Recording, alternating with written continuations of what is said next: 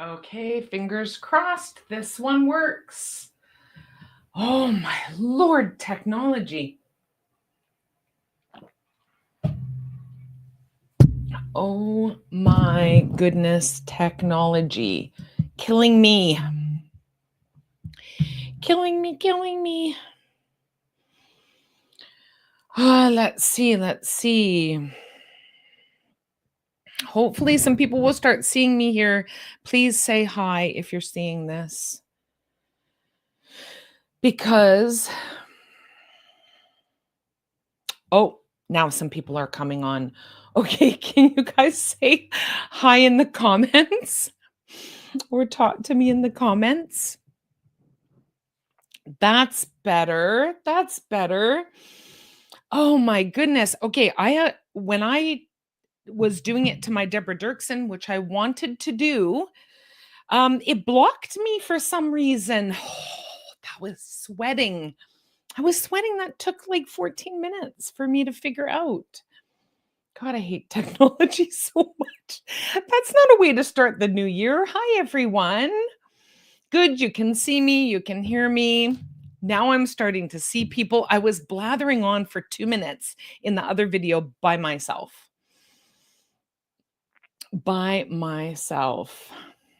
Let's see here. Hi, Heather, Drea, Melissa, Sandy. Hi, everybody. Thank you so much for meeting me here. It looks like things I'm going to have to figure out. Jennifer, there you are. Hi, now I see you. Thank you. Hi. Happy New Year, everyone. I was stuck in the Deborah Dirksen has the blue check mark, and I wanted to do my live from there. And I thought that would be just simple and easy. I'm using StreamYard. But I do need, of course, tech help always. I think I need a tech person to come help me do a lot of things. If somebody knows a lot about tech, that would be great. Oh, Sue Boma. Hi, Deborah from Eunice's daughter. Hi. Nice to see you here. I'm not on live very often anymore. Let me see if I can turn my light down because I'm blinding myself. Only because things have been so crazy busy, and I'm sure that they have been for all of you. And yes, I did get to, as many of you probably know, finishing the book, and it's been in the hands of so many people now. And I'm really grateful. Those of you that have gone back into Amazon and have written a review, I really appreciate that, because somehow I think reviews on Amazon bring your book kind of to the forefront of things. So if you haven't put a review there, I would really love and appreciate it. But the feedback that I've had has been wonderful so far. Hi, Trish. Yeah, thank you. The newest addition to our family, little Ben. So my parents, who have been grandparents for many times over now, just got to be great grandparents this last week. So we're pretty excited. And he's adorable, but I get to meet him this Sunday for the first time. So I'm really thrilled about that. Hi, Tiffany. Hi, Sandy. Gail, is the video at our end supposed to be enabled somehow, like a Zoom meeting? No, we're just on here. If you can see me and you can hear me, this is what it looks like, and people type their comments in the side. Ellen, nice. Reading the book now as you're camping over New Year's. Got it for Christmas. Haven't started it yet, Lucy. That's great. People have been telling me that they've got through it like in a weekend. One person said they read it in a whole day, that it's like super easy and fast to read. And I mean, in fairness, it's like 456 pages. Like, it's not a small book. But so far I've heard that it's really easy to read, which is a good thing. I think it's a good thing, but it's making it go quick. Maybe it deserves a second read. Maybe it's something you have to read a couple of times. Happy New Year, Gail, to you. Ralph is reading the book. That's great. I'm so glad. Yeah, I'm glad we're all together to start the new year too, Barbara. Thank you for coming. Happy New Year, Jill. Thank you, everybody, for coming in. There is one small part of the book that I'm going to do a little read, but there's a few things that we're going to do tonight. One of them is, talk about a little bit about loss and grief. There's some tools that I'm going to give you, a couple of practices that we're going to do. In the coming minutes here in our time together, and just say hi and answer questions and maybe talk about some of the things that many of you might be struggling with, or some of you might be struggling with. My hair looks beautiful tonight. Oh, thanks, Roxanne. I chopped it myself. I often take scissors to my hair. I know there's probably hairdressers on here that think that's sacrilege, but sometimes it just frustrates me, and I cut at it. Got it for Christmas. Yeah, lots of people sent me messages that they got the book for Christmas, which is so great. Thank you for enjoying the book. Yeah. So, we get excited. People approach the New Year's in a lot of different ways. You know what I mean? Feeling like it's a fresh start, that we can kind of release what the last year has been for us, good, bad, and indifferent. We can give honor to, the relationships we've had, and maybe the jobs or careers we've had, maybe the homes, places we've lived, that we can do a really great reflection on what worked for us and what didn't.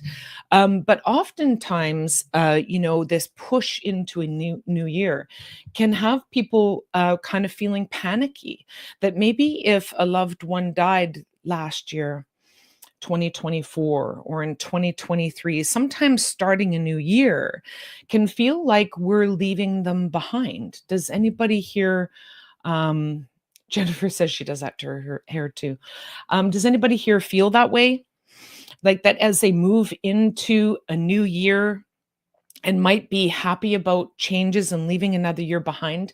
If you've lost a loved one in the last year or two, each new year feels like you're getting farther and farther away from them. Does anybody here feel that way or relate to that feeling at all?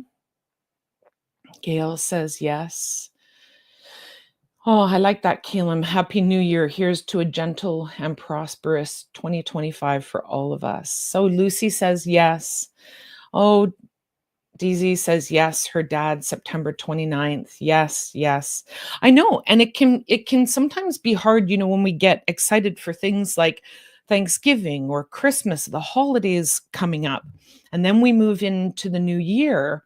Yeah, the emotions can be very, very mixed. And I even feel that, especially in the first years after the passing of someone. Yeah, Heather says, my late husband's been gone for 6 years now, but I miss him so much. This year has been so depleting.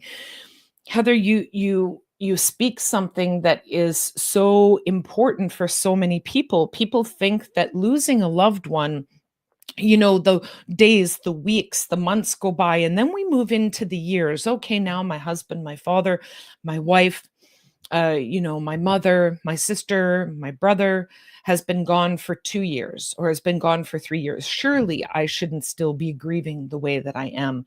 But oftentimes, people can be grieving heavily over the course of a 10-year period.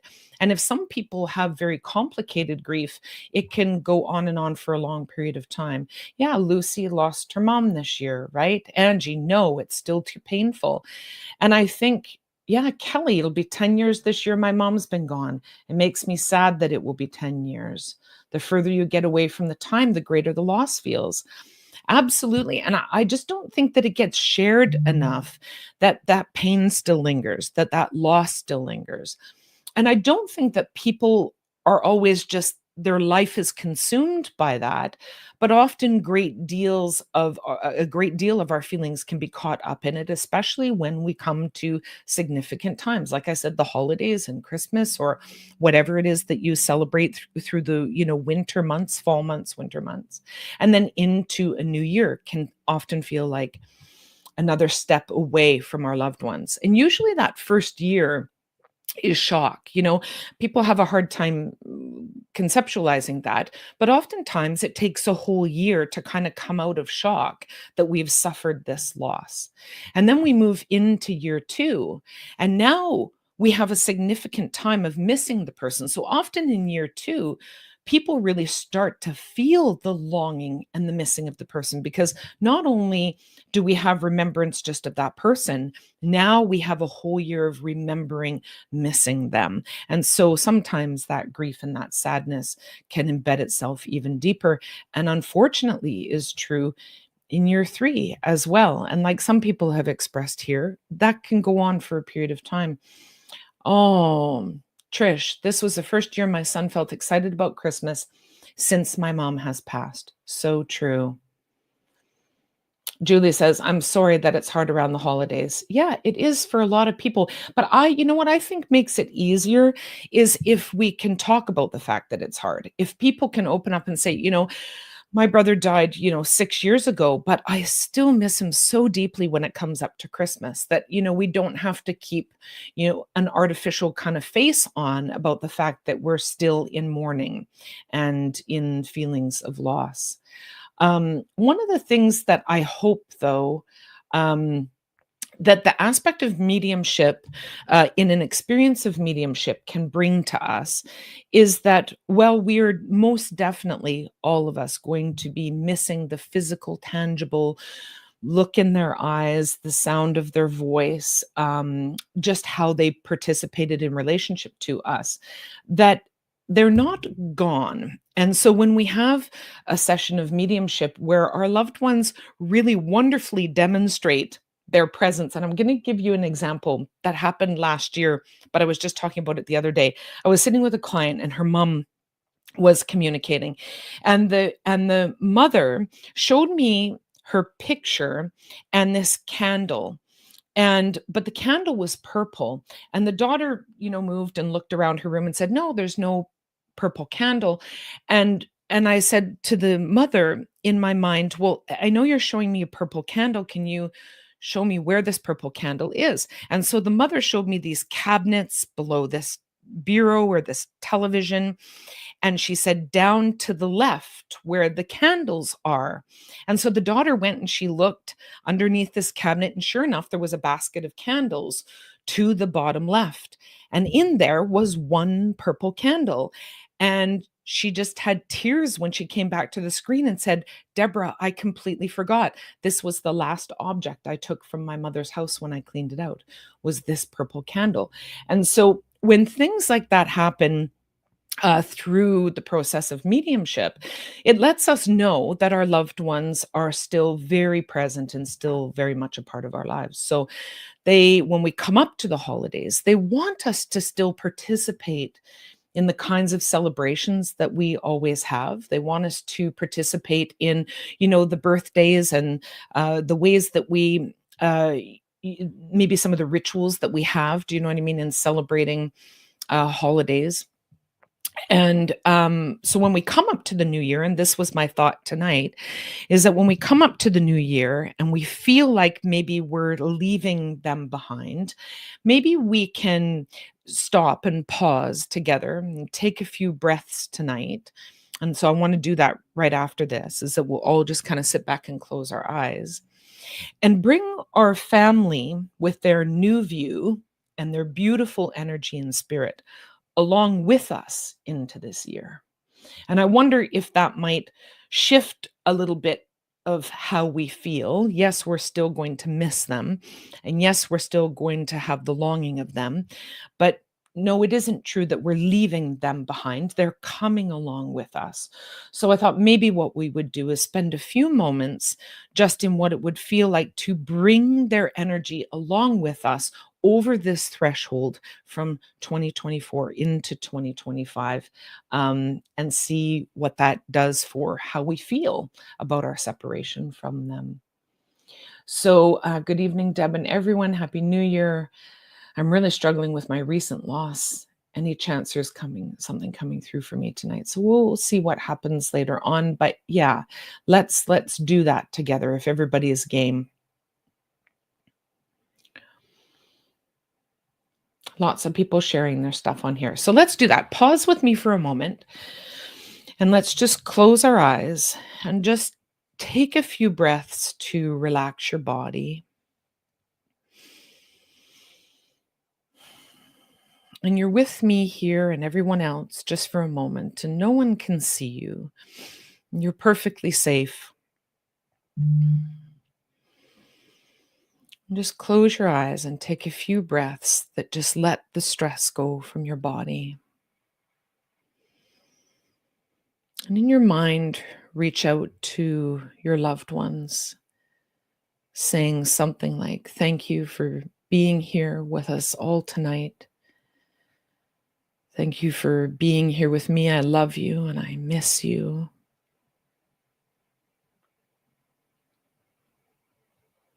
And as I move into this new year, 2025, I don't know what it will bring. And I know I'm still going to miss you more. But I look forward to you coming along with me, sharing with me in whatever way you can, offering me signs and symbols that you're still near. Allow me to feel warmth in my body, maybe a touch on my shoulder, maybe just a soft sense that you're around me as I go through navigating this year ahead. And I'll do my best to get up and take in each and every day as it comes to me, knowing that I still have purpose and meaning upon this earth. And again, reaching to your loved ones in your mind, you can say, "Help me when I need you this year ahead. Empower me, strengthen me, guide me. Most of all, bring that love, that heavenly love, close to me as I go through what I need to in the coming days and weeks and months. Help me to radiate my best self upon this earth. You are stronger now, better now, healthier now, happier now. And I want to take all of that with me. I look forward to what's ahead."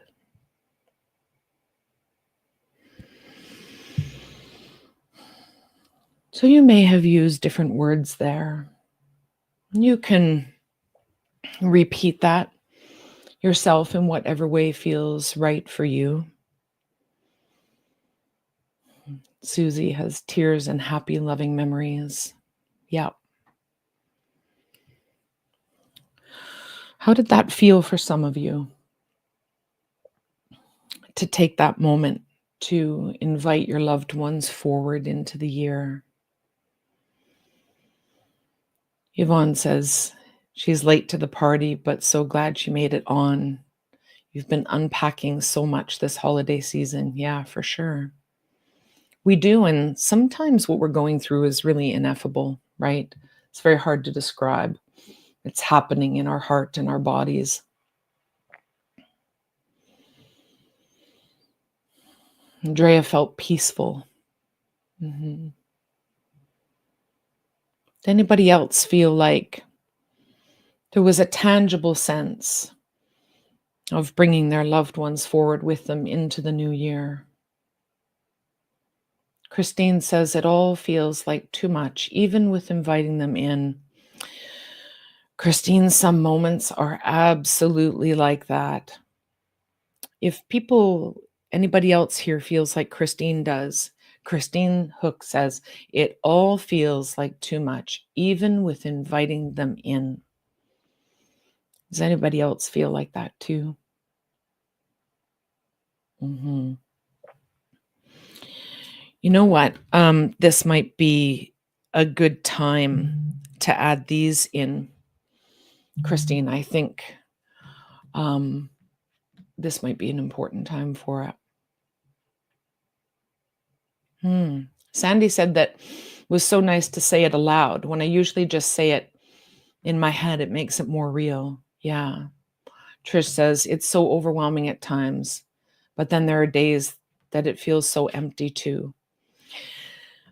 You know what's really important about the sentiments that are being expressed is that when you express them, And you start to see, yes. And then Kathy says, yes. And Heather says, I miss my mom so much. Lucy says, I feel spirit will come even without the invite for sure. Judy says, feels like a big hug. But what's really important is not to feel afraid of really heavy, challenging emotions and to share them. Because when you share them, you start to see that you're not alone. There are moments and days and times and sometimes weeks where many, many people feel like they are literally tying knots at the end of their rope. So you're not alone in that. And sometimes all we can do is just hold space for what that is to say, yes, I have felt that too. And yet here we are together. And so if you don't know what mudras are, I would highly suggest you guys go online or go to maybe a bookstore or something that will order these. And they're these little deck of cards, and I'm going to show them to you.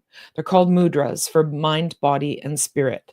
And I want you to do these 3 with me because I asked Spirit today what everybody was kind of needing for this start into the new year. And I let 3 cards come from that deck. And so we're going to do them together. So a mudra is a position that you put your hands in that shifts the energy in and around you. And you'll see what I mean as we go through this. The very first one that came up was the mudra of friendship. And right now, all of us here together, friends on this journey, right? So the mudra of friendships, I like you. And so imagine starting your day with this mudra and thinking that the people that you meet, the people you encounter, the people you run into, and really even yourself, right? A friend to myself, I like you. That'd be a wonderful feeling, right? Take your hands like this and cross your 2 middle fingers over your thumb. So do that. Rock on. I don't think that's the rock on sign, but oh yes, it is. Hang loose. Okay, do this. Fingers over your thumb. Then hook your 2 pinkies together like this and touch the top of your fingers. So this is the mudra of friendship. I like you. So 2 fingers over the thumb, hook the pinky fingers, and then touch the 2 pointed. And I'm just going to roll back. And this is the mudra of friendship. I like you. And so this energy is radiating out from me to each of you here tonight. And from each of you who are participating to everyone else in this room. And if you started your day with this mudra of friendship, then you're meeting yourself and everyone in the world as a friend, as a companion on this journey. I thought that was a really beautiful card for Spirit to bring forward. It's also good for your heart, your lungs, and your kidneys. So each card has the mudra, and then it has a little description on the back. It says, good friendships make life pleasanter, more enjoyable, and longer. They are the spice of one's life. With this mudra, you not only do your friends good, but also yourself, because everything which you send out with it comes back to your own benefit, which is true. And I also, too, don't think that just what I send out comes back to me. I think that when we're allowing divine love to flow through us, compassion to flow through us, we're receiving it before it even leaves us. In your imagination, you send your friends and family a loving and cheering smile. Wait and see how the recipients return the gesture. So that's the mudra of friendship. Here's the next one, which is really important. I'm going to do them in the order that they came out, okay? So this one is straight and true and the way forward. And isn't that great for this day 1 of 2025? It says, the Matsayam mudra, I'm probably butchering that, mudra, vitalizes and strengthens the back, regulates the blood pressure, activates the circulation, and has a warming effect. Before you form the mudra, massage the back of each hand thoroughly with the other hand. First, massage the right hand. Oh, I did it backwards. First, massage the right hand and then the left. You can further fortify your back by sitting up without leaning on the back of a chair whilst maintaining this mudra. But relax from time to time, first slumping a little, then straightening up again. This helps to stimulate the discs of your spine and loosens ligaments and muscles. Imagine yourself to be elated, in love, striding with a spring in your step towards something you're looking forward to.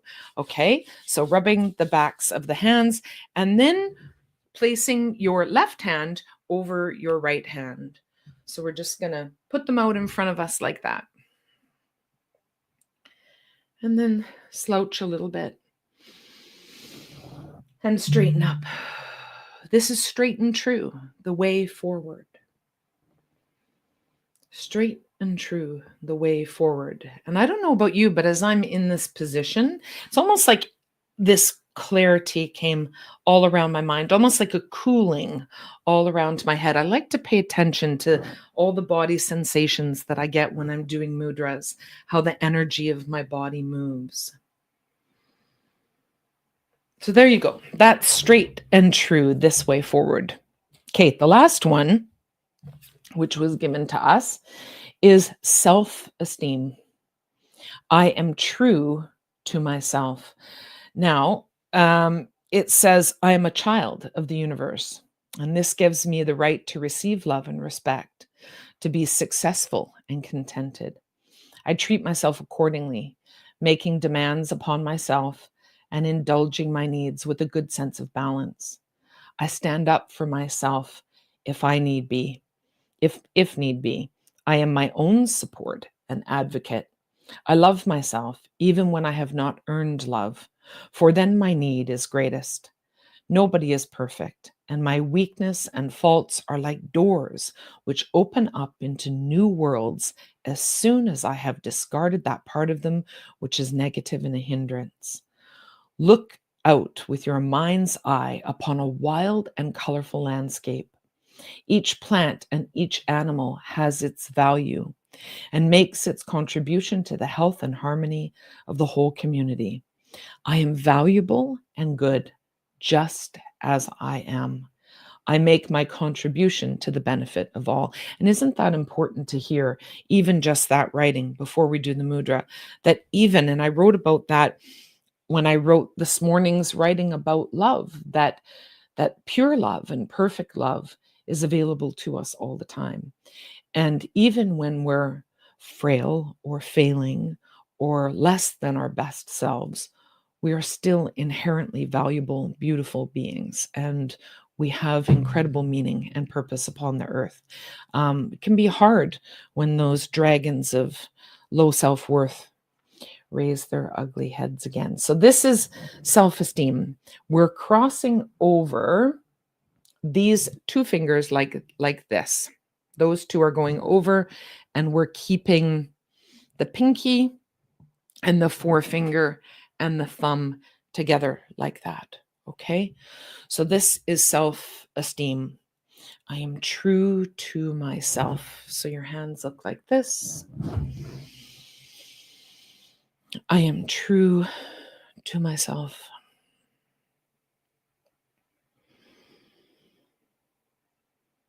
I am true to myself.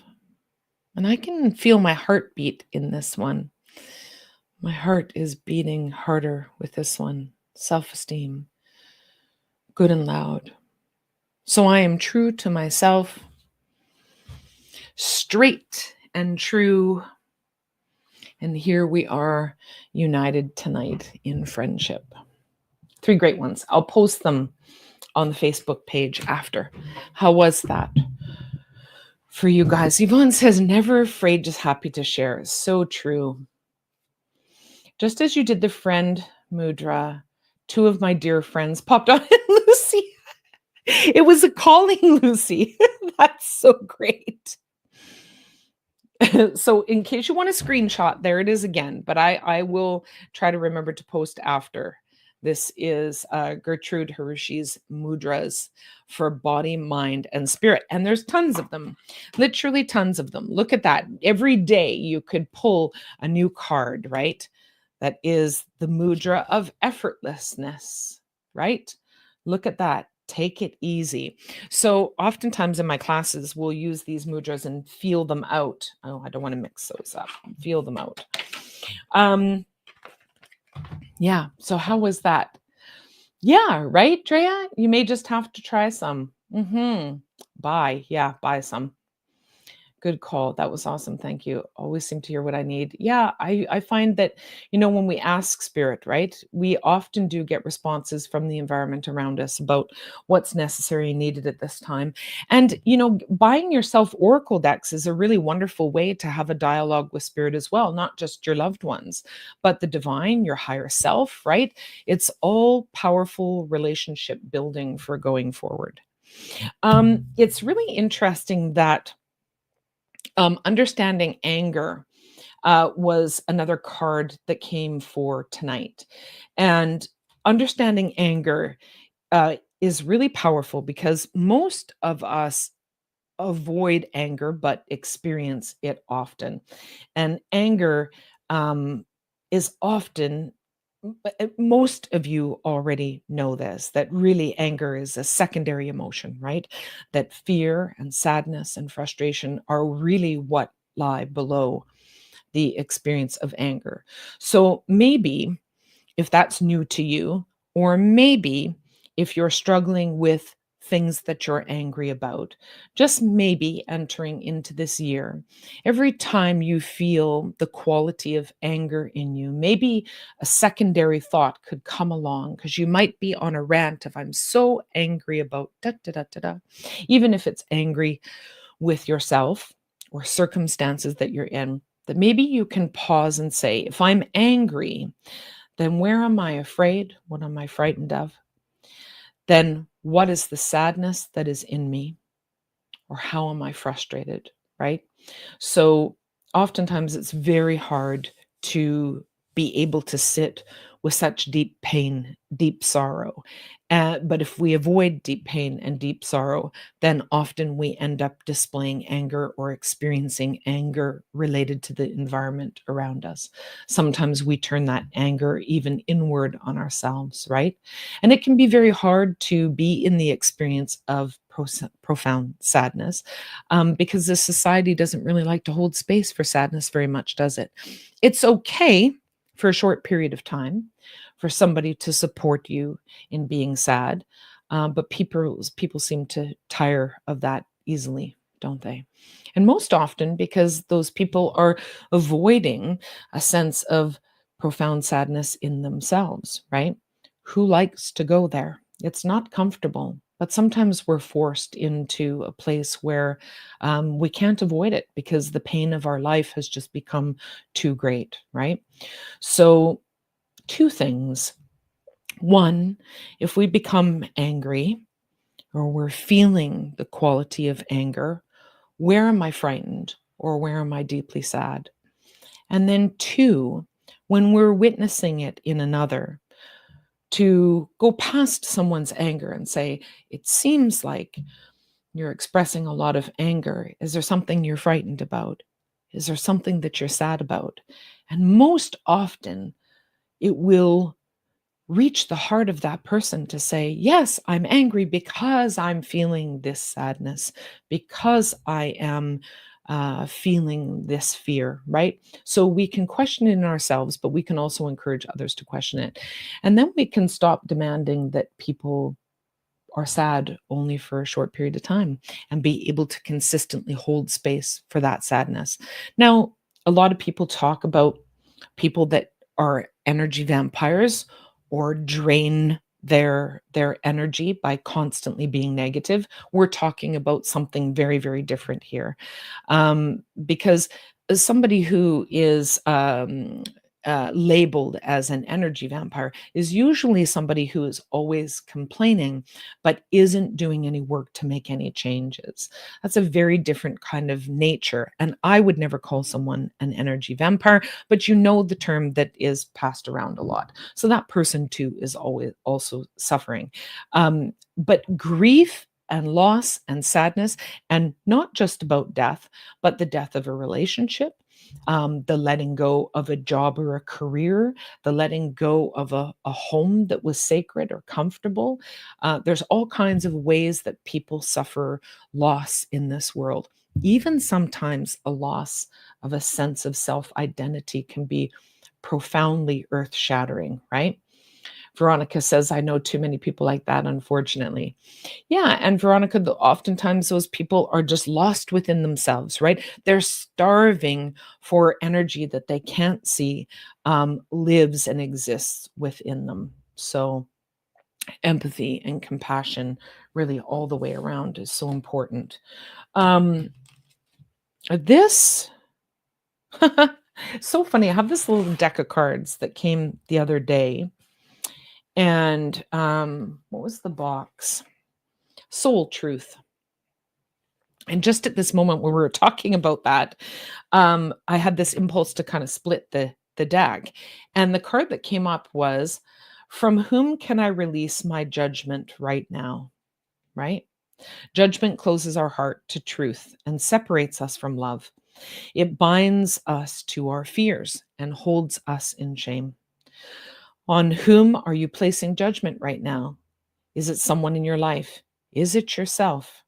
Release the shackles, drop the expectations, and be grateful for just what is. That's a powerful message. Kathy says, I had a conversation today about anger. Wow. And came out with sad as a feeling. You're right. People don't want to hear that you're as sad as they think. They want them to fix it. It's true. It's hard to sit with someone who doesn't want to fix the state of sadness you're in, but we need companionship and connection. We don't need people to fix us, but we do need sometimes people just to hold space for what is. And sometimes that's just silent space, right? Just a nod of a head or an intimate, loving question, you know? Happy New Year. Okay, so one of the things that I wanted to share with you from the book actually has to do with anger, and it's a little float back into the past for me. But the reason I wanted to share it was because, oh, Roxanne says, sorry. I put a little sign in the front door of my business that says, please be mindful of the energy you bring into this space. It has made a huge difference on how my clients present themselves. I often see them pause for a second after they read it. What a fantastic thing, because really, it's not a rejection. You're not saying to them, be different than you are coming in here. You're actually waking them up to, what kind of energy am I walking around with right now? Oftentimes, don't you find that the thoughts we have aren't really conscious until we stop for a moment and go, oh my God, my mind was just on a rant and I didn't even realize that it was. Oh my God, my mind was just spiraling and I didn't really realize that it was. So that's a really good call to awareness. I like that a lot. In the book, I did a dive back into my history because I thought, how can I tell the story of coming to know spirit if I don't tell the story of not knowing it? And in the past, there were really challenging times for me. And so, but when I was writing the book, um, I had to constantly think of not only saying what it was that I wanted to say, but giving examples that would really demonstrate how things felt for me. And when I ran across this piece on anger, when I came to this point of anger and my addiction, um, I was really excited with what came out. And I just waited so long for the book to come out to eventually talk about this part. And there's so many parts. We are going to, as the year unfolds, actually physically get together to discuss the book and talk about parts of the book and answer questions and maybe take a deeper dive into some of the areas of the book. So I'm really excited about that. And I'll keep you on notice for how I decide that that will happen. But anyway, there's a part called A Magic Elixir, and it's on page 88, which is also interesting. So it's just a page and a half I'm going to read you here. But I hope in part that maybe you relate to it, but also too that you love the analogy. Okay. A Magic Elixir.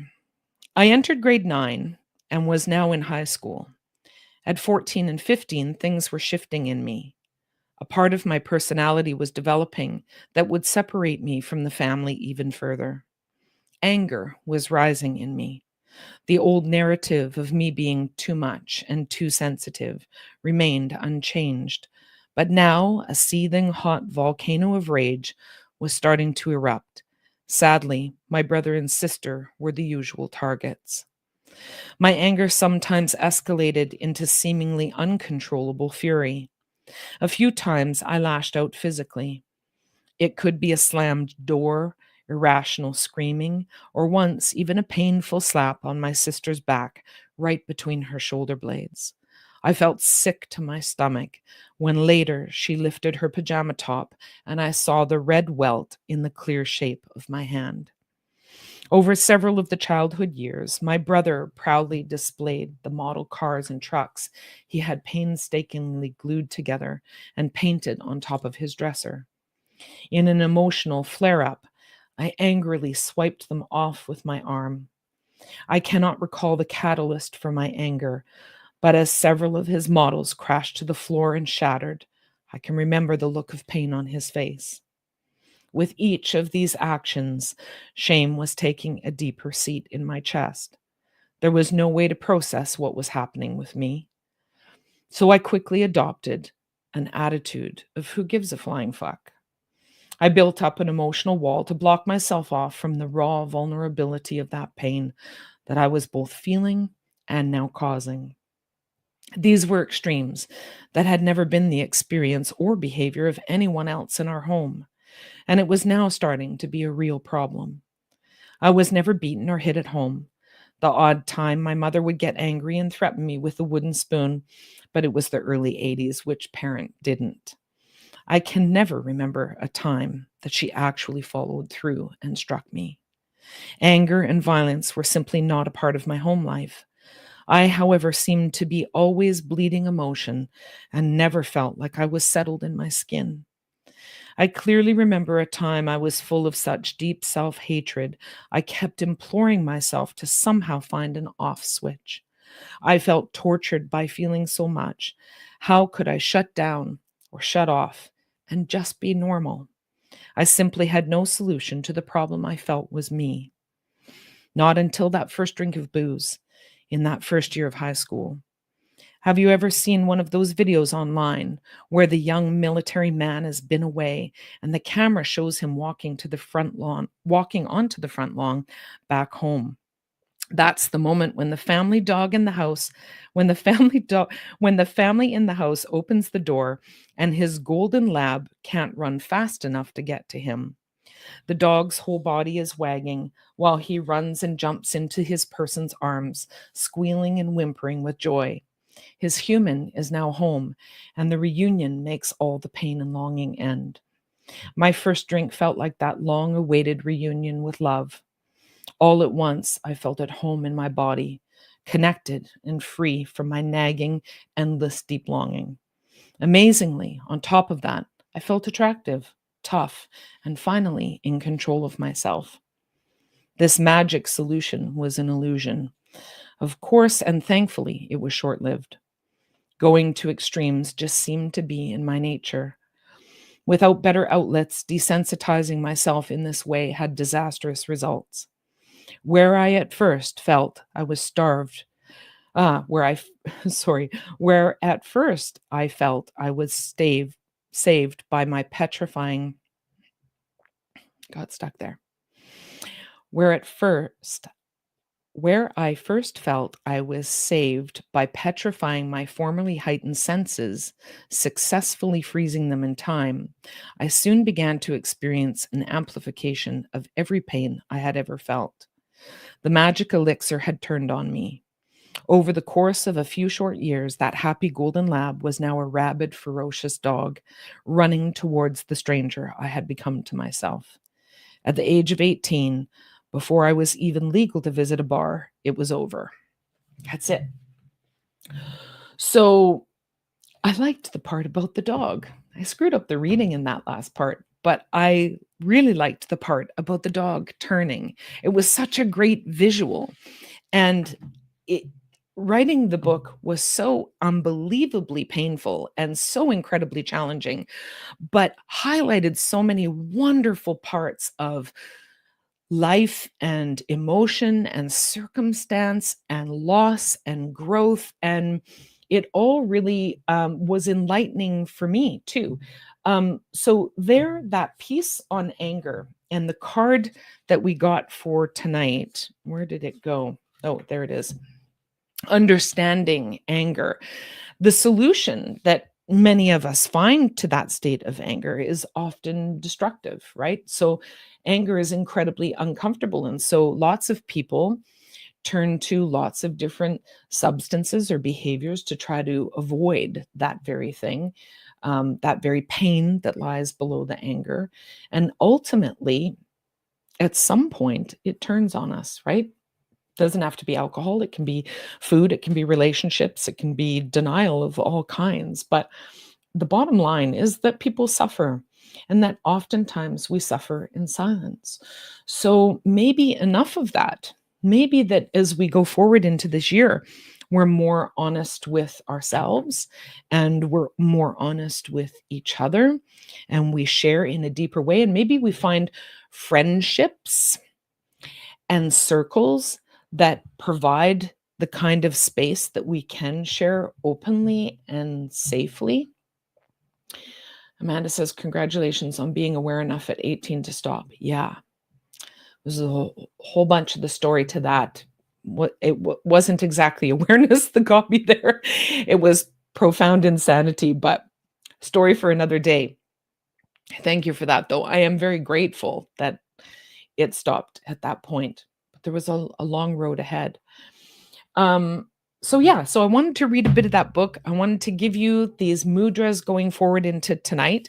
And then I want to do a little bit of fun with the cards and answering some questions and asking spirit for some support and help. And if somebody can come on here who's there's a gentleman that passed of lung cancer that has just come to the left of my computer. And I believe he has two daughters, lung cancer, and he has two daughters.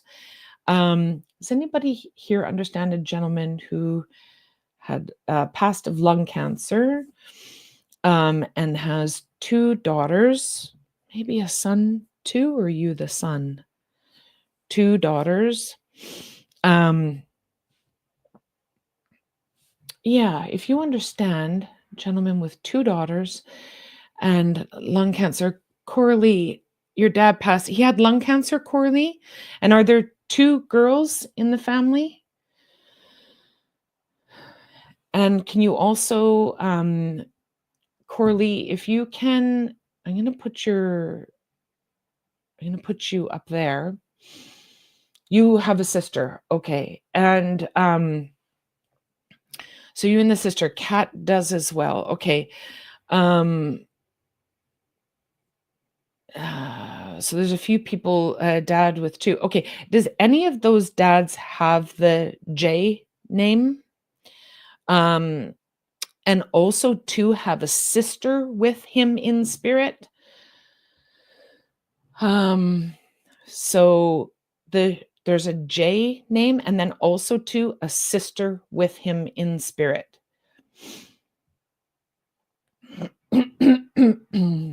Coralie or Veronica or Kathy. Any of the dads have a sister in spirit? Don't worry about the J part as much as the sister, because there's a sister there. And can you tell me more?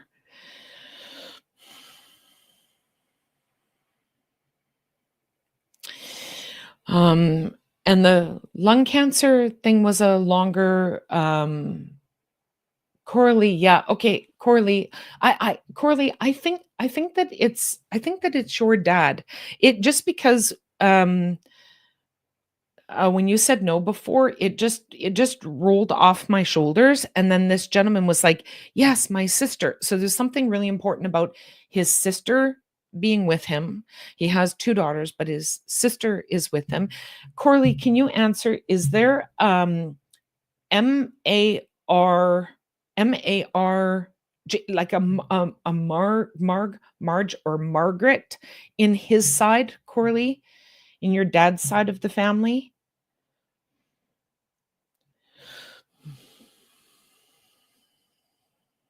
Corley, one passed right before he did. Yeah, that's more what I want. If you have, he has several, but one passed before him. So you could understand your dad passing, and that it would be intense for him that this sister is there.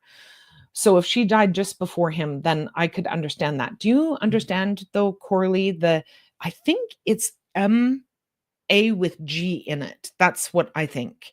But also too, um, where there's this boat, small boat. Now, some of all of your dads might start to crowd in, but I'm hoping this is just staying with Corley's dad. Um,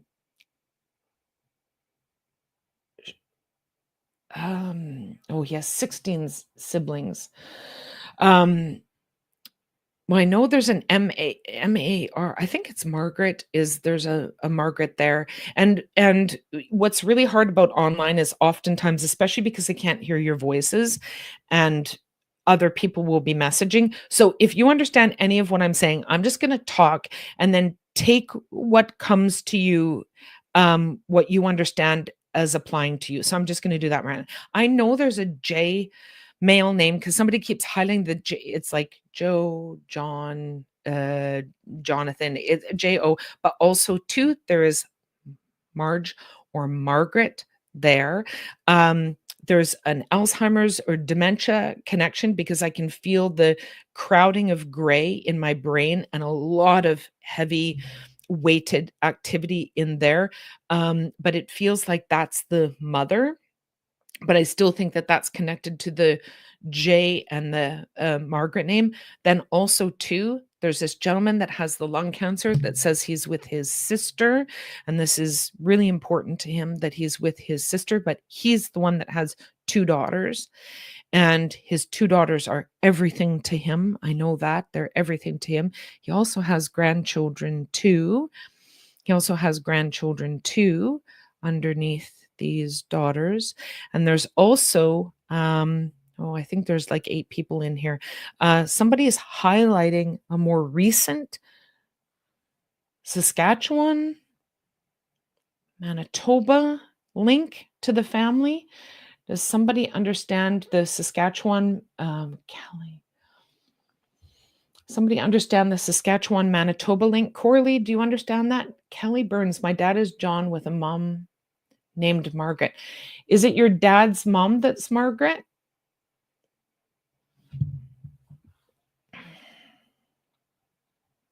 Kelly, is it your dad's mom that's named Margaret? Oh, Coralie, yes, all family is Saskatchewan. Okay, so, what I was being shown, Coralie, was not like my father-in-law was buried in Saskatchewan, and there's some family from there, and they kept taking me to where my husband's father was buried, and so I was like, "Okay, that's not like my family, I don't have prairie roots, but his family does," and they were showing me that land that's familiar to me. So, Coralie, just know that your dad is here, and I think that it's you too, that are the girls that mean everything to him. Yes, you do. Yes, you mean everything to him. And also too, it feels like he was very well taken care of because he's flooding my chest with a lot of gratitude for, and he's grabbing me around my wrist. A lot of gratitude for how he's taken care of, how he is taken care of, how well he is thought of and treasured also after his passing. And Coralie, were you here when I did the everyone close their eyes and bring the family forward into this year? Can you answer that for me? Were you here when I did that? Um, oh, that's great. You cared for him till he passed. Because the feeling was, like he gave me this whole sense of peace across your chest, Coralie. But all of a sudden, he was taking me back to that moment of bringing him into this year. So, Coralie, oh, good, you were here. Okay. So, because he just made my heart just feel this release and this let go and this warmth. It just encased it. So, when you were doing that kind of almost meditation or invitation that we were doing earlier, were you inviting him through? And did you feel that in your chest? Because he's giving me the feeling like he was so a part of that that he could feel the movement of your heart, the warmth of your heart, kind of almost like a releasing, a letting go, like you could actually tangibly feel yourself bringing him forward.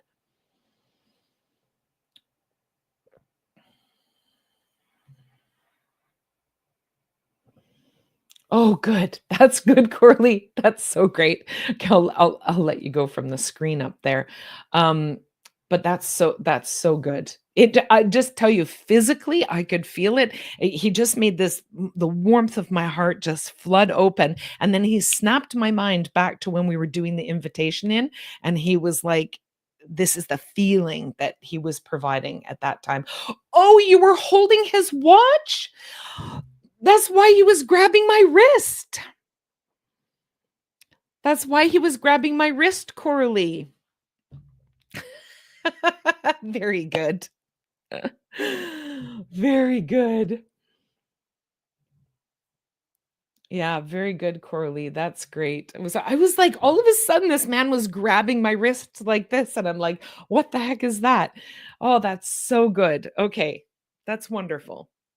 Okay, so just know, like he was companioning you through that, as you were inviting him in. Yeah, that's wonderful. Wow. No, you made mine. He made our night. I think that that's really lovely. So Kathy says, so weird how spirit can show up the same for so many people. Yeah. Well, the thing is that human beings have a lot of things in common, right? But typically, uh, it narrows down. Now, right now, there's like 8 people in my space. So, and sometimes it's hard a little bit to separate them out. But when we're working in groups like this, and how many people are here? There's 91 people here. So there's a lot of people's attention towards me and a lot of spirit's attention towards me all at one time. But usually there is a soul, a person that is communicating. And look at what Corley's dad just did. He included the watch as he was grabbing my wrist, and then he was going back to feelings he was giving her as we're going through that meditation. That's why I had to check if she was in here at the time. And you messaged weird because I had just messaged you about a session. You messaged me about a session. Did I miss it? I'm so sorry. Um, I'll look at where the message is. If you guys message me and you don't hear back from me, just forgive me because I'm inundated with a ton of messages and emails, and so sometimes I miss them. But yeah, where is it? Is it Kathy that mentioned that? Yeah, Kathy. Spirit does show up the same for so many people, but usually there's one or two or three or four or five more spirits sharing. But usually we should be able to narrow them down a little bit. The fact that Coralie was sitting there with her dad's watch in her hand, that's really very awesome. And But yeah, I mean, just as human beings, we do have a lot of commonality for sure. But then there was a gentleman that was showing me himself in a boat, and it's not a big boat, it's a small boat, but I know that the boat is important to him. So, did anybody understand the boat reference at all? And also, too, spirits are relating to each other as well. So, think of it this way: as one dad enters in to say that he has two daughters and he's going to continue to communicate, then another man will go, "Yeah, I have two daughters too." And another person will go, "Yeah, I have two daughters too." Or another person will go, "Oh, I died of lung cancer too." So, yes, 93 now of us are here like this, but then all the spirits are communicating together as well. So they're relating to each other as we're sharing here. So, so that's often what's happening is they're rebounding off of each other as well. So you get this me too thing going on. Um, Heather says you mentioned Margaret and having a feeling of gray or heaviness in the head. My nana was Margaret and died of a brain injury after falling. Thank you so much, Heather, for that. This in my head did not feel like an injury to the head. It was a chaotic uh, Alzheimer's dementia. It was a graying inside my brain. Oh, Kathy, again, my favorite picture of my dad is on his boat. Lung cancer, two. See, okay, so Kathy, didn't I just have you up there? Oh my God. Um, so Kathy, wasn't it you I just put the name up there that I was talking to? Yeah. So see, the thing is that there would have been a relating that's going on, Kathy, between your dad and Coralie's dad. So Coralie's dad starts to communicate, and then Kathy's dad goes, "Yeah, me too. I had lung cancer. I have two daughters." But then all of a sudden, he starts showing me a picture of a boat while Coralie's dad is going like this to his watch, right? So you understand that we're together here. Do you know what I mean? And that they're relating to one another as we're doing this relating and sharing. So here we have, a room full of lovely beings. But this woman, where was the J name? The gentleman that has the J name, like John or Joe or something like that, and the Margaret. They go together. Those two names are part of the same family. Can somebody talk to me about that at all? I know, Sonia, it is fun to watch it unfold. It's much, in the just before Halloween or at Halloween, I was on the radio, of course, like, thousands of people are listening there back in Ontario. There was like 6 radio stations it was going out to, and it's like 4 o'clock in the morning, and I'm doing like just on the boom readings like that. It's very, very hard. Um, Oh, the J. J is your brother. Um, I don't think it's your brother that's being spoken of. Um, he is handicapped. My dad, I'm sure, Kathy, that he loves him so much. Kathy, do you understand the woman that had Alzheimer's or dementia? Because this woman had, well, I'm going to say Alzheimer's dementia can look a lot of different ways for a lot of different people. But this particular woman, when she was suffering the Alzheimer's dementia, was oh, there, Kelly. My dad was John, his mother, Margaret. His dad was captain of the ferries and died from lung cancer. Okay, Kelly, stay with me. Who had the um, Alzheimer's dementia that was chaotic? Like they would have like incessantly talked, or the mind would have had a fair bit of like contention or negativity in it. Do you understand that at all? Because lots of different ways people have Alzheimer's dementia. Believe me, there are many, many different variations of that, as much as there are people. Um, but some forms, and in this woman's particular case, Yeah, and she has a son. So, Kelly, your dad, John, your dad, John, so John, his mom, Margaret. Well, tell me more. March, the month of March. Do you understand that? Kelly, do you understand the month of March being important?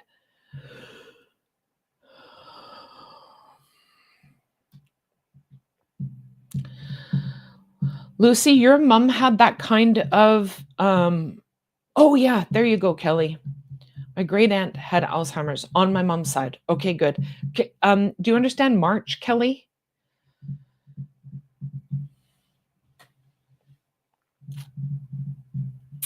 Mm-mm-mm. Oh, Veronica, my grandma had Alzheimer's and she was born in March. The I think the importance of the March connection is where this woman with the Alzheimer's dementia had like a more kind of aggressive form of dementia, a more aggressive form, a more challenging kind of negative sort of form where she'd be kind of like angry and upset all the time as opposed to just kind of like some of them are blissfully out of it. It varies so much. Well, what's important about that? Um, so Kelly or Veronica or somebody who understands the woman with the Alzheimer's, who else was that? Lucy. Um, did one of you just like change your job or one of you just get hired somewhere else or put into a new department? Do you understand that? Like the job changed and there's grandsons. There's grandsons. My mom passed from cancer. March is when it spread and she changed. Oh, Barbara. Would anybody understand Barbara with all of this together? Mm, Barbara or Brenda, I guess it could be BR, but female, long. Lucy, do you understand that at all?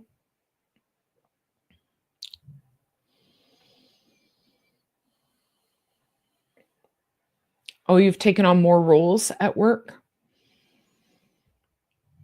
Oh, Barb's your dad's wife. Oh, see there, Brooke. My mom had dementia like that. She passed 3 months ago. She has 2 grandsons. So clearly there's lots of them that are relating to each other here. So I know that connected to this kind of more frenetic sort of Alzheimer's dementia, there's I know to one of these women, the importance is that she has 2 grandsons that she is actively watching over. I also know that uh that a granddaughter, yeah, a granddaughter connected to one of these women has just changed her job or her job that she's at has changed. And there's like a huge congratulations kind of feeling to that. Somebody keeps writing March in front of me. As a matter of fact, I think it's March 7th. So March 7th is important. And sea glass, sea glass. Sea glass. Um, Sea glass. There's something important. Oh, Kelly, I volunteer as vice president of the board and have taken on more roles. Okay, that could be the switch. Somebody must collect sea glass here because they're starting to show me pieces of sea glass, like blues and pinks. Oh, my mom had dementia. Her name was Marie. My dad was born on March 7th. Okay, good. Okay, so just know, Roseanne, they're all putting in their bits of pieces, but it was like when I said, do better than just March. And then they wrote the 7 after March. So that's so good. Oh, and Barbara is my mom. Their anniversary is also March 7th. So look at these spirits and what they're doing. Again, just, they're here with us, right? And they're doing their best to oh, somebody have a dog pass? Just recently. By recently, I mean within the last 3 months or so.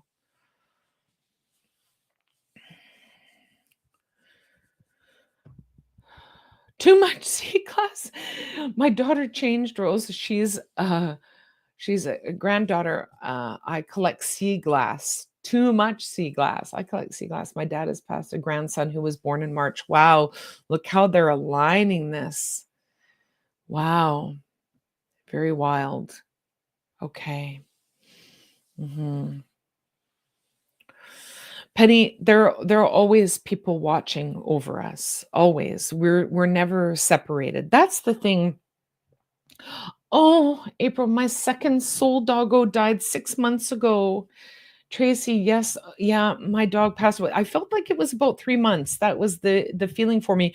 But the other people who have lost a dog here, that may come forward. It was just I saw a paw come right out at me like that, and, just the paw, and then it just hit my chest. Um, yeah, and, um there's something about either worms with the dog or the dog having a problem scooting its butt, like a problem with I don't know if what's going on with the butt, but somebody have an issue with the butt of the dog. Um, oh, sunshiny, oh, I have a tattoo of his paw on my ankle. That really makes sense to have the paw then just come out too, doesn't it? Oh, yeah. Penny, even if we're not speaking when they pass, yeah, as a matter of fact, Penny, even more so, if you weren't speaking when they passed, because the thing is that the not speaking and the having the problems with each other here on earth is really just an earth thing. It's, we have brain chemistry and a personality develops, and we have all of these incredible earth conflicts that we go through and relationship conflicts that we go through. And sometimes we have to set boundaries and not have people in our life. And sometimes we can do that well and with a detached loving effect, but still having detachment. And sometimes there's contention and hatred and all that stuff. But that's all this earth world kind of stuff that doesn't have anything to do with who we are as spirit or soul to each other. And from that place, in that state of being, that expanded whole being of ourselves, we can look back at the life and go, just like we talked about earlier, oh, look at that behavior. Look at how afraid I was, how sad I was, how frustrated I was. Look at how detached I was. Look at how much in denial I was. So whether it's the person that passed, Penny, that had those issues, or it's you yourself, or a little bit of both, in that world, all that is released, all the full healing that needs to go on goes on there. Kathy couldn't poop. He slept with his paw straight up in the air. Oh my god, people say get over it, Kathy.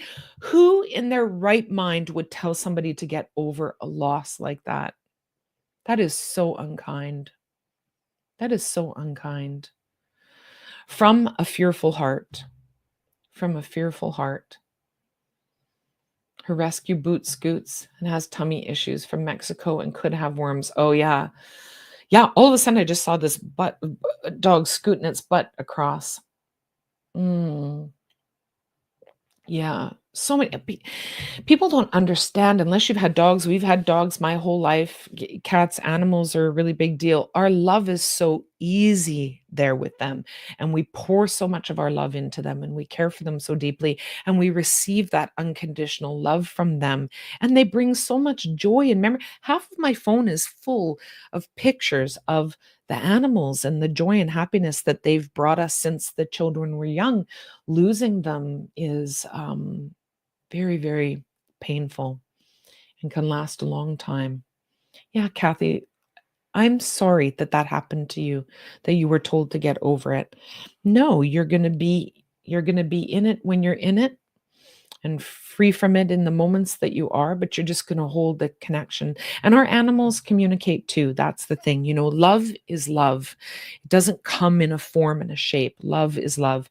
And where you share love, that's an eternal bond that you have with each other.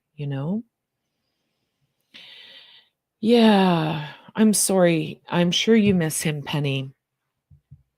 Yeah, and they are with us. We don't always get to feel it. We don't always get to feel it. Even me that gets to hear and see and experience spirit often. There's lots of times where I feel like, oh, why am I just not feeling that connection, to this person I love so much? But that's just kind of the nature of us being in the density of this world and them being in the world beyond.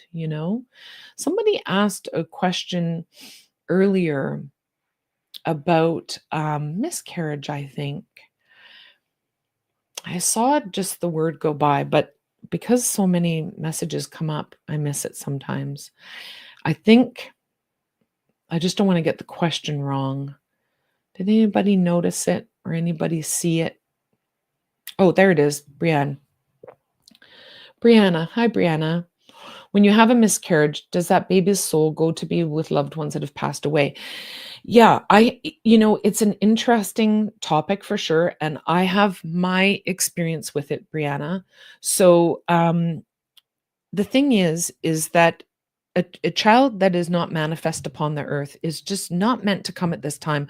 Oftentimes, of course, when we're pregnant or we're wanting to have children, we're thinking of them as children and as babies. But they're souls that are making a decision to enter into an earth walk, to inhabit a body, to be in the experience of this density, to connect to a parental grouping or a family grouping, to learn lessons and grow and that kind of thing. And so if a child doesn't come into the world through miscarriage or abortion, say, there are lots of different circumstances for that as well. Just the time was not right for that soul. And so oftentimes I don't I was how do I say this? I don't listen to people that say, if you have a miscarriage, this and this apply. They don't. Each individual pregnancy, each individual miscarriage, each individual person, the 86 that are here right now, we're all unique and different. Yes, we may have similarities or things in common, but we also have an incredible uniqueness to us. So in the case of being pregnant, whether it's 2 months or it's 6 months, and we suffer that loss, the quality, the essence of the energy that was maybe intended to inhabit that body, the timing was just not right.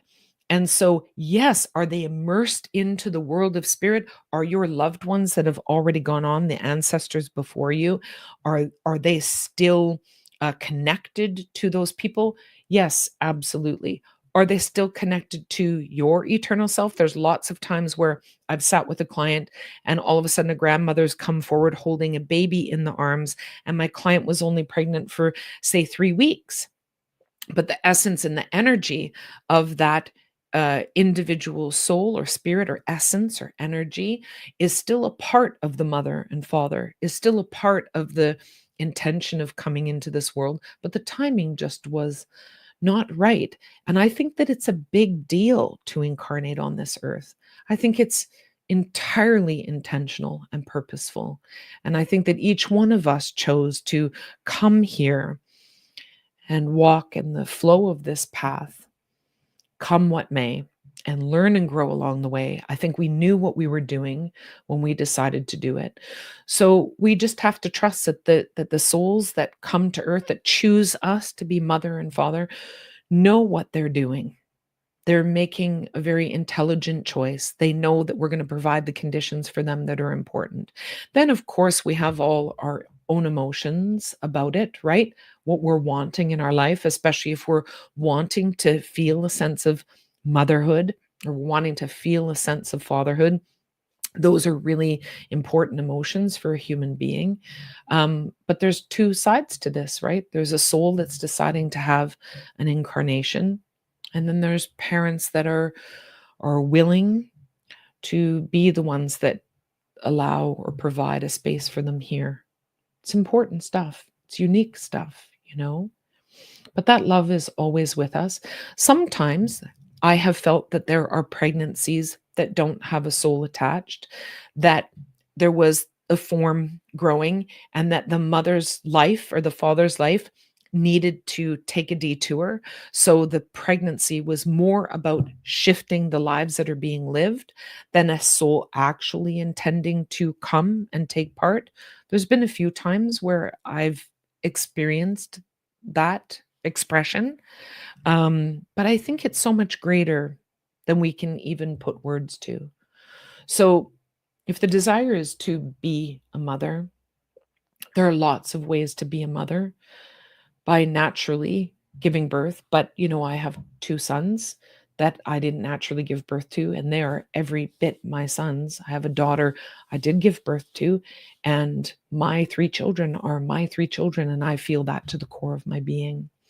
So the way that we love children in this life um, has a whole wide variety to it too. So if that's an important part of your life, there's many ways to access that. But soul to soul, you will end up with the people that are right for you. You know? Yeah. I hope that answers some of it, at least from my perspective. Tracy says, are our souls only in one body, or can part of our souls be in other bodies? Is one soul either all living or all on the other side, or can it be in both places at one time? Well, Tracy, you really want to go there. Okay, it's my belief that we are much greater than the singleness of our being. So, yes, I believe that the essence or energy of a larger expansive energy can incarnate into multiple states of physical being at the same time. I think that there is just continual expansion. I think that we are all part of each other in singular expressions of energy, in experiences that are unique for this particular part of the journey. And yes, I think that somebody said once, and I do not know who it is, but if somebody here knows it, that we always think of the soul or the spirit being in the body, but that the body actually is in the spirit or the soul. I kind of resonate with that more. Um, yeah, so I think there's just so much more to us, Tracy, than just me just being Deborah here. And I've had experiences that I won't go into here about it, but where I have my conscious awareness has been in that expanded self that is seeing the Deborah as one narrowed expression of energy. So I love that question.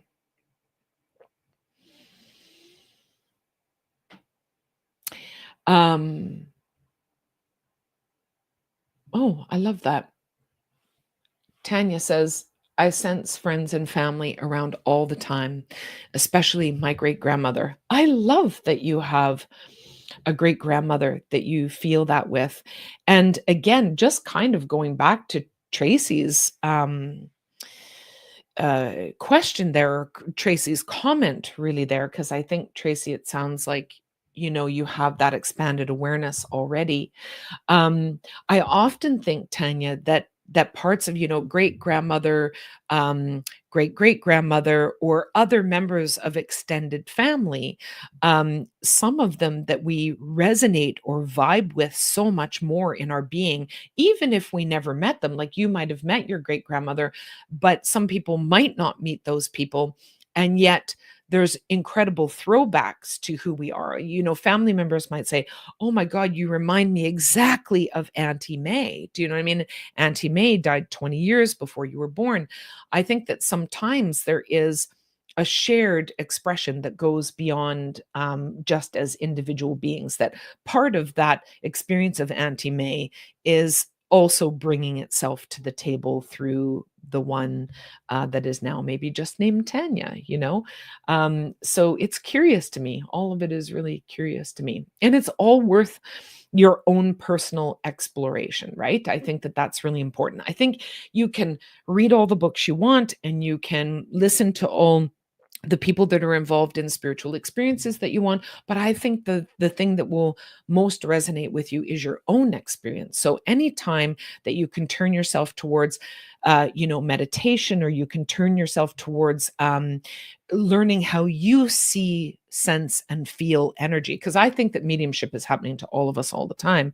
I think we just don't understand that it is.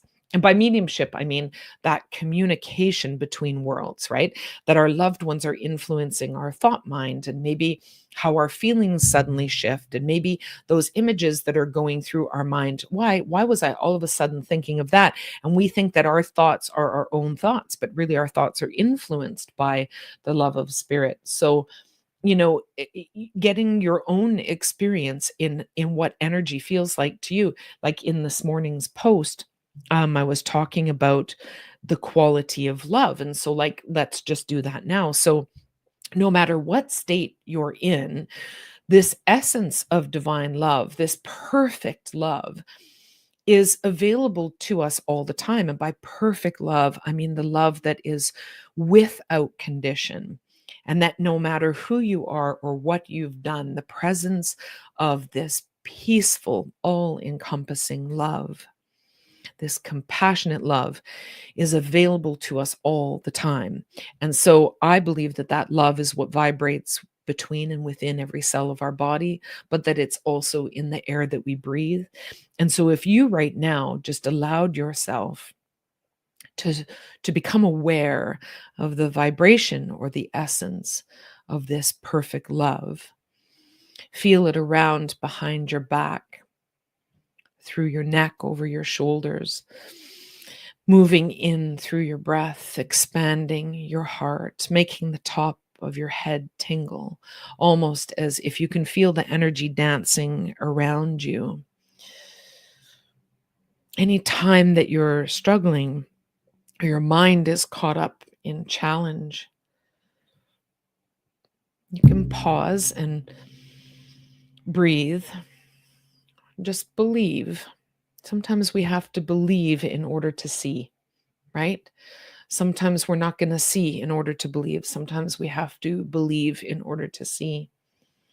And the more you expand into the awareness that love is always present, and what does that feel like for you? What does perfect love, divine love feel like for you? The more you allow your whole nervous system and your whole body to become aware of that, then you may be able to make more connection to your loved ones in spirit, because that's, the part of the essence and energy that they're immersed into now, right? Does somebody here have a Wizard of Oz reference to a loved one in spirit? A Wizard of Oz reference?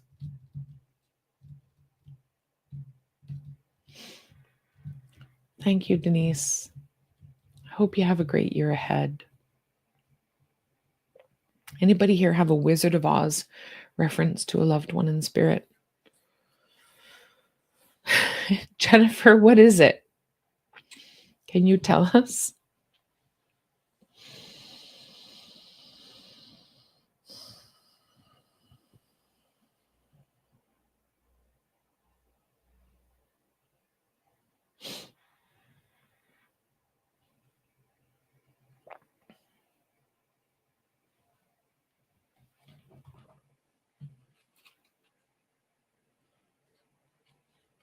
The Tin Man dance.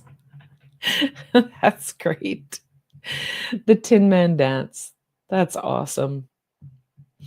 What's really cool, Jennifer, is so my daughter had open heart surgery when she was just a little child. And the Tin Man was bought because Tin Man gets a new heart, right? The Tin Man was bought by my aunt and given to her at the hospital. And I was just shown the Dorothy shoes underneath the Dorothy shoes underneath, um, when the witch gets the house fall on her and those legs are sticking out. Um, Jennifer, I would get up and do the dance, and Michael would laugh at me and say, "You're so adorable." Oh, that's so great. That's so great. So, Jennifer, just take it as love from Michael. Just as, as I was expanding into that love, all of a sudden that connection, that memory was there, related to my child.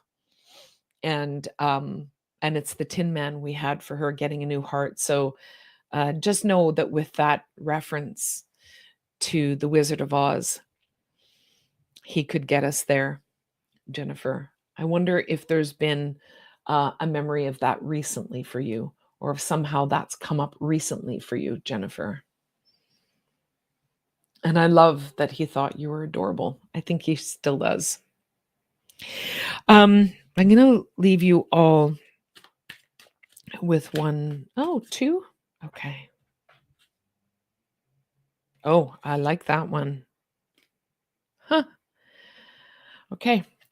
So these are our two remaining messages. I didn't realize the time. It's an hour and a half. How does the time go so fast? My God. Okay. How does my body want to move today? How does my body want to move today?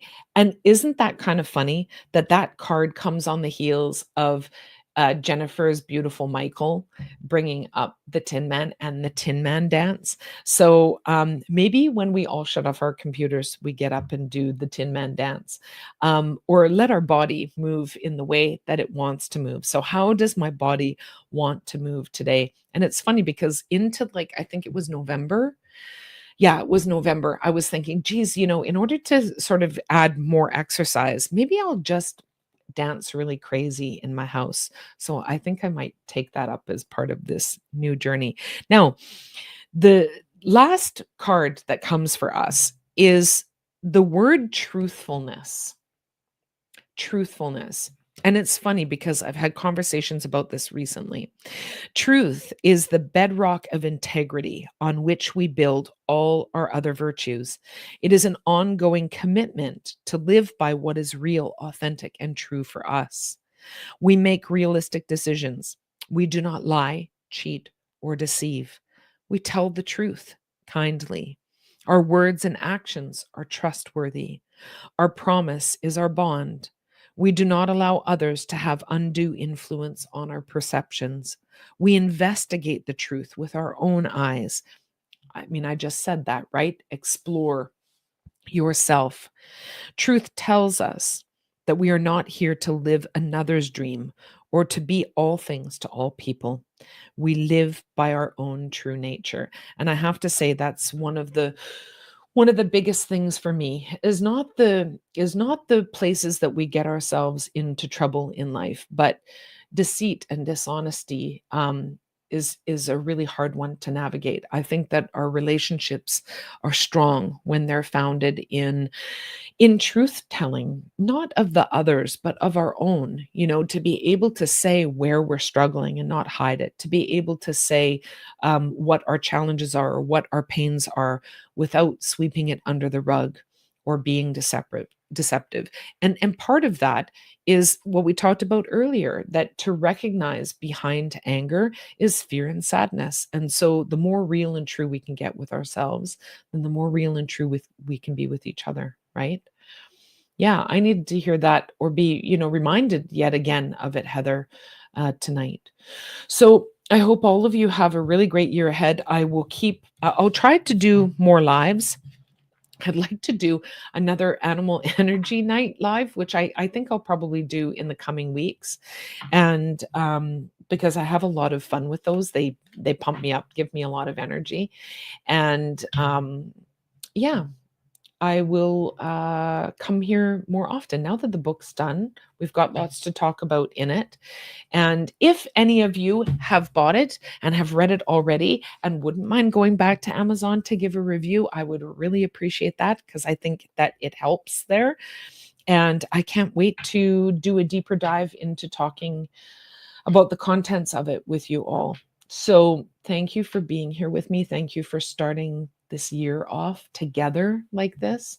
I really do appreciate it. And lots of love to all of you. Okay. Have a good night.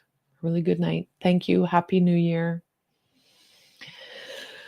Thank you all for sharing. Good night.